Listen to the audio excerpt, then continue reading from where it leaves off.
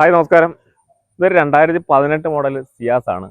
ഇതിന് ഒത്തിരി പ്രത്യേകത എന്ന് പറഞ്ഞാൽ ഇതൊരു കളർ ചേഞ്ച് ചെയ്തുകൊണ്ട് ഒരു 3 വർഷം നമ്മൾ കളർ ചേഞ്ച് ചെയ്തതാണ്.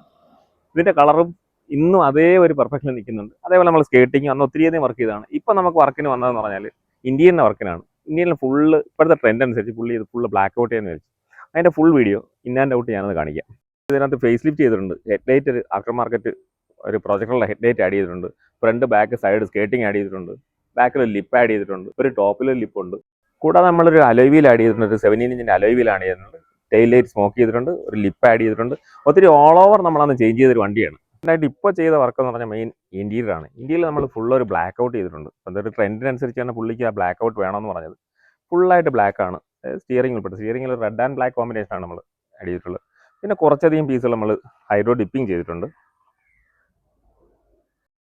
പിന്നീട് നമ്മൾ ചെയ്തിട്ടുള്ളത് റൂഫ് പില്ലേഴ്സ് എല്ലാം ബ്ലാക്ക് ചെയ്തിട്ടുണ്ട്. അത്യാവശ്യം തെറ്റില്ലാതെ ഒരു ആൻഡ്രോയിഡ് സെറ്റ് ആഡ് ചെയ്തിട്ടുണ്ട്. വർക്കുകളാണ് നമ്മൾ ഈ വണ്ടിക്കകത്ത് ഇന്ത്യയിൽ എക്സ്റ്റീരിയർ ചെയ്തിട്ടുള്ളത്. Okay, thank you.